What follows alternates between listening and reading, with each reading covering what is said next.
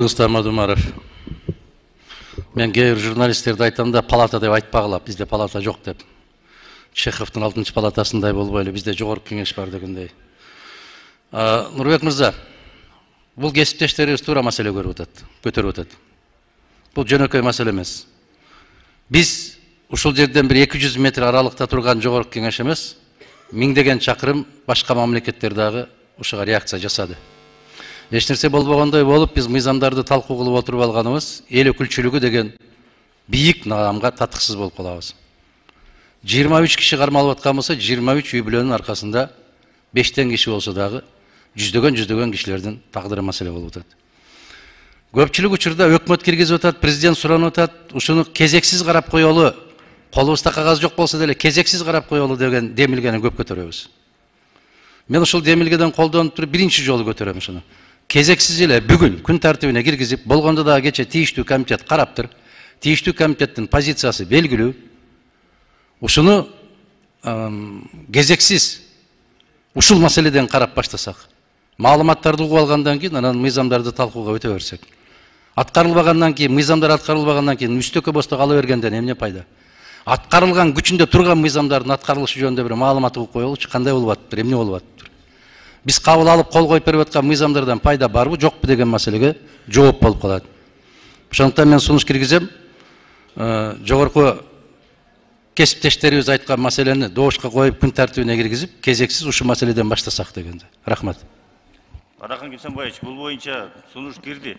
Жана 3 депутатыбыз айтты, сунуш кирди. Биз уже кабыл алып койдук. Эми аппарат ачып койгулачы. Экран.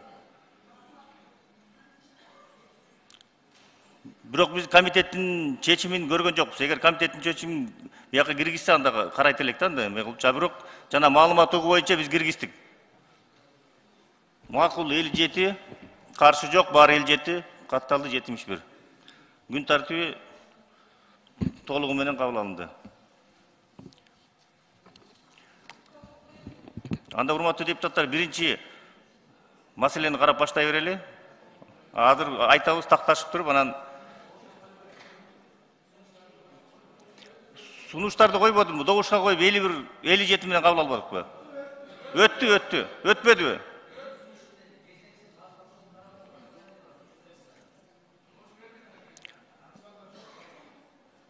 Арахан Кимсанбаевич, эми азыр 5-чи микрофонду.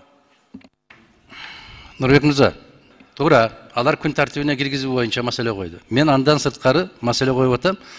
Кече комитет караган экен, ошол комитеттин корутундусу менен чогуу ушуну кезексиз биринчи карап коелу, ушул маселени кароодон баштайлы бүгүн жумушту деген сунуш берип атам. Ушуну добушка коюп койсоңуз.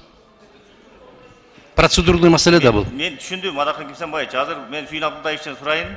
Сүйүн Абдулдаевич, кече комитеттин чечимин чыгардыңыздар да бул боюнча. Сүйүн Абдулдаевичтин микрофонун күйүп бергилечи. Саламатсыздарбы, Нурбек Нурбекович. Саламатсыздар, урматтуу депутаттар. Ооба, туура айтасыз, кече биз комитет 2022 жылдагы 23 октябрдагы болгон окуя боюнча биз Ички иштер министринин жетекчилигин жана башкы прокуратураны чакырып маалымат уктук. Тергөө амалдары кандай жүрүп атат, мыйзам бузуулар жокпу деп, себеби социалдык тармактарда өзүңүздөр көбөйсүздөр окуп жатпайсыздар, абдан көп мыйзам бузуулар болуп атат. Мыйзамды бузуп, суроо тергөө амалдары жүрүп атат деген. Ошол боюнча бизгече чакырып, кыскача маалымат уктук алардан. Эми өзүңүздөр туура түшүнөсүздөр, мыйзам чыгаруучу биз органбыз. Жазылып калган экен мыйзамдачы. Депутаттар, комитеттер тергөө амалдары жүрүп атканда тергөөнүн ишине жана соттун ишине киргише албайт депчи. Биз тереңинде сурайбыз дегенбиз, бирок өзүбүз тергөө амалдары жүрүп атканда биз өзүбүз мыйзам бузуп албайлы деп биз негизги маалымат уктук да чечим чыгарып тапшырма бердик. Ички иштер министрлигине дагы терең, объективдүү тергөө амалдары жүрсүн деп, жана ошондой эле мыйзам бузулбасын деп башкы прокуратурага дагы биз тапшырма бердик. Анан бул тапшырма бердик, бул кече биринчи отурум болду комитеттин. Биз буну ар дайым көзөмөлдөп турабыз. Ал жерде жана бир канча аялдар боюнча дагы сөз болуп жатпайбы, эмнеге аялдарды камап атат, чыгарса болобу деп. Ал боюнча да биз суроо бердик. тергөө амалы жүрүп аткан аныкталдыбы бир кандайдыр бир маалыматтар ал боюнча жооп берсеңиз десек, алар айтып калды дагы бир маалыматтар бар деп. Ошон үчүн кечеги урматтуу депутаттар бул комитет биринчи отуруму болду. Биз эми буну өткөрүп коюп эле тапшырма берип коюп жаап койгон жокпуз. Кече официалдуу биз тапшырма бердик аларгачы, сунуш бердик. Анан кийин эми тергөө амалдары жүрүп атат экен, алардын ар биринин жактоочу адвокаттары бар. Анан мен өзүм да ушул коргондо иштеген, биз өзүбүз тараптан мыйзам бузулбасын деп, мен көп депутаттардын сын пикирлери, мына сүйлөгөн ойлорун урматтап сыйлаймын. Анан биз эми туура түшүнүп, биз терең кире албайт экенбиз да ал жаккачы. Сурап, эмне болду айтчы, мындайды ар бир баягы кармалган шектүү боюнча, шектүү деп алар кармалды да, бул массалык башаламандыкты уюштурууга даярдык көрүү беренеси менен болду да. Бул 278 берене 36 аркалуу 36 бул даярдык, ошо 36-278 берене менен болду. Эми туура түшүнүңүздөр, мен деле объективдүү абдан катуу терең 1-2 саат талкуулап карайбыз дегенбиз, бирок мыйзам жол бербейт экен ал жердечи. Рахмат. Урматтуу депутаттар, Адакан Кимсенбаевдин анда сунушун добушка коюп берейин мен. Макулсуздарбы? Бирок комитет айтып атат, өзү макул болбой атат.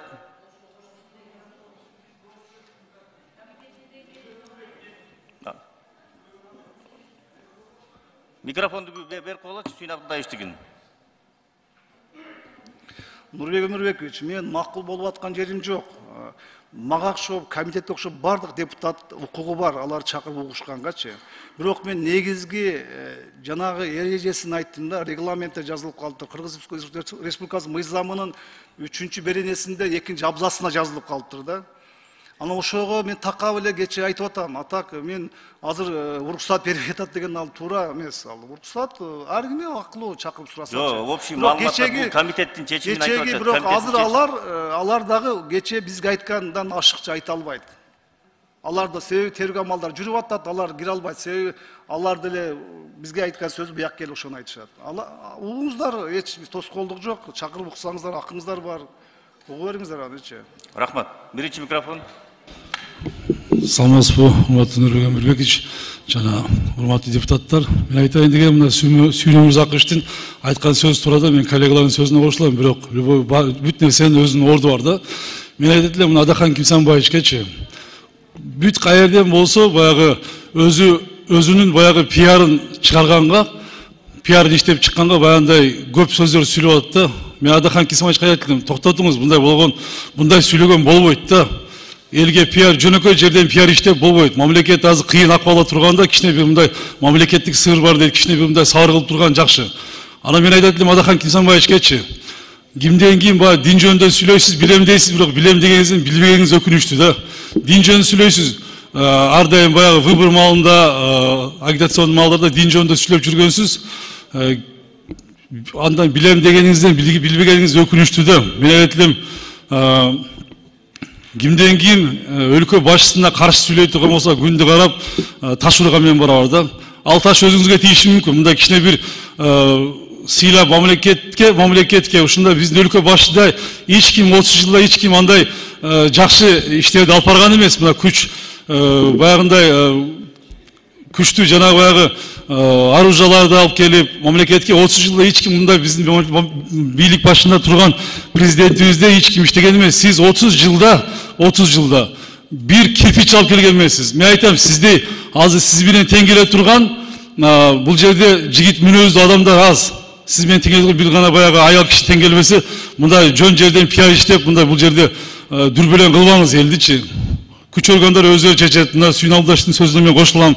Любой нерсенин өзүнүн убакыт сааты келет. Мен айтам, ал сиз менен кийин сөзүмө комментарий бербеңиз, чыгып сүйлөй турган болсоңуз, мен сизге айтайын. Мен чыгып мен сизге билем деген, билбеген нерсеңизди мен түшүндүрүп берем, кабинетиңиз бар. Бул жерде биздин депутаттарга тоскоол болбойлу. Рахмат. Урматтуу депутаттар, эми комитетте палатага чыксын деген чечим жок экен, андай болбоптур. Ошон үчүн биз, урматтуу депутаттар, маалымат катары эле угуп коебуз анда түштөн кийин. Макулсуздар ошого. Экинчи микрофон. Саламатсыздарбы, урматтуу депутаттар, урматтуу Нурбек Өмүрбекович, Алмаз Акунжанович, мен Сүйүн Абдуллаевичтин сөзүнө кошулам. Азыр укук коргоо органдары иликтөө иштерин жүргүзүп жатат. Ошол жумуштар бүткөндөн кийин карасак болот. Анан теги Фархат инемден дагы сөзүнө кошулам. Биздин коллегабыз эми билесиз, өзүнөн башканы жакшы көрбөйт. Өзүнөн башканы акылдуу сезбейт. Бул эми дешевый пиар да, дешевый пиар. Эми бул жанагы мен кечирип коем, эми бул сөздө айып жок дейт. Бул политический мусор да. Одно и то же. 30 лет одно и то же. Себе пиарить нужно. Публика ойнош керек, өзүнү пиаритиш керек. Ошон үчүн ишти алып баралы. Сүйүн Абдуллаевичти мен колдойм. Кийин укук коргоо органдарынын жумуштары бүтсүн, чакыралы, келели. Биз деле переживать этип атабыз. Биз деле күйүп атабыз. Биздин жарандар. Чоң рахмат. Рахмат.